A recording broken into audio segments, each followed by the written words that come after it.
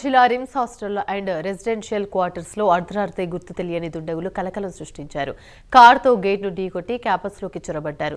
అడ్డొచ్చిన విద్యార్థులతో మధ్య వాగ్వాదం పెట్టుకున్నారు. దీంతో అడ్డొచ్చిన వారిని కూడా కారులోనే ఢీకొట్టడంతో ఇద్దరికి గాయాలయ్యాయి. నవీన్ అనే యువకుణ్ణి కారుతో కొంత దూరం లాక్కెళ్లి ఢీకొట్టారు. ఘటనా స్థలానికి చేరుకున్న పోలీసులు విద్యార్థులను ఆసుపత్రికి తరలించారు. ఆగంతకులిద్దరిని పోలీసులు అదుపులోకి తీసుకున్నట్లు సమాచారం.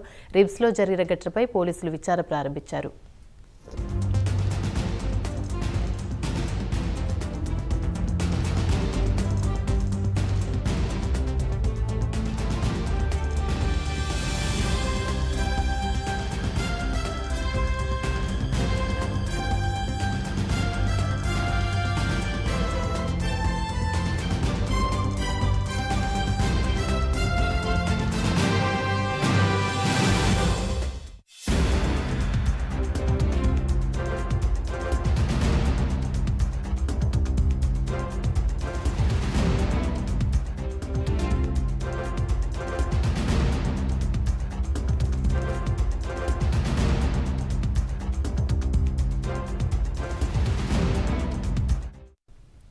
ఆదిలాబాద్ జిల్లా RIMS hostel and residential quarters లో అర్ధరాత్రి గుర్తు తెలియని దుండగులు కలకలం సృష్టించారు. కారుతో గేటు ఢీకొట్టి క్యాంపస్లోకి చొరబడ్డారు. అడ్డొచ్చిన విద్యార్థులతో మధ్య వాగ్వాదం పెట్టుకున్నారు.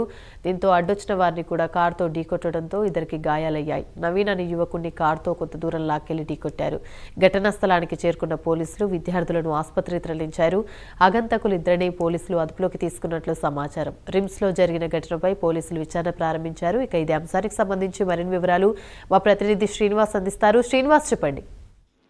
యామిని, ఏదైతే ఆదిలాబాద్ జిల్లా RIMS and hostel and residential quarter లో నిన్న అర్ధరాత్రి జరిగినటువంటి దాడి కలకలంలోనైతే ఇప్పుడు కొత్త ట్విస్ట్ అయితే నెలకొంది. ఏదైతే రిమ్స్ లో జరిగినటువంటి ఘటనలో రిమ్స్ డైరెక్టర్ జయసింగ్ రాథోడ్ ఉన్నాడని రిమ్స్ ప్రధాన గేటు ముందర ఇటు వైద్య విద్యార్థులు అయితే ధర్నా చేసి దిష్టి బొమ్మను దగ్ధం చేసిన అనంతరం అయితే విద్యార్థులు కలెక్టర్ కార్యాలయం వరకు వెళ్లి ర్యాలీగా వెళ్లి అయితే డైరెక్టర్ కు వ్యతిరేకంగా నినాదాలు చేస్తూ ధర్నా దిగారు. అయితే ప్రధానంగా ఏదైతే ఈ దాడిలో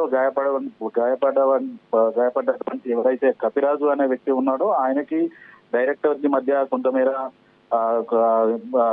గత 2 రోజుల క్రితం అయితే ఇటు డైరెక్టర్ కు వ్యతిరేకంగా కపిరాజు అనే వ్యక్తి మాట్లాడినట్టుగా మనకు తెలుస్తుంది. అయితే ఈ క్రమంలో డైరెక్టర్ కు సంబంధించినటువంటి వ్యక్తులు ఎవరైతే ఉన్నారో వారిని రిమ్స్ అసిస్టెంట్ ప్రొఫెసర్ క్రాంతి కుమార్ తన కారులోనే లోపలికి తీసుకొచ్చారనేసి ఇటు వైద్య విద్యార్థులు అయితే ఆరోపిస్తున్నారు.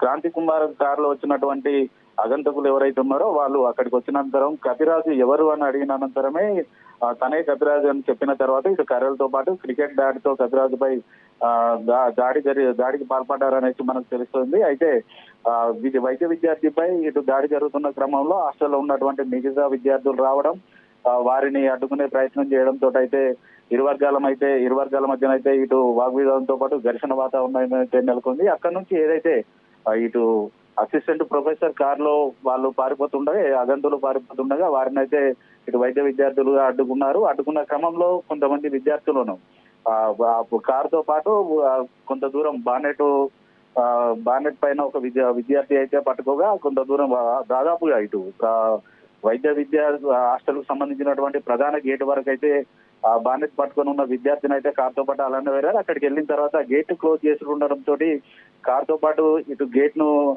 డాష్ చేసి గేట్ ను పూర్తి స్థాయిలో ధ్వంసం చేసి వాళ్ళకి బయటకు వెళ్ళిన పరిస్థితి అయితే ఉన్నాయి.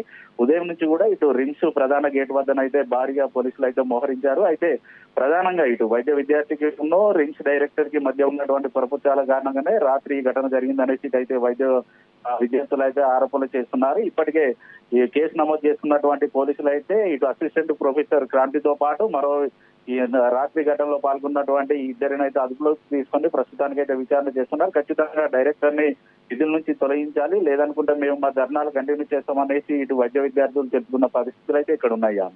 Thank you Srinivas.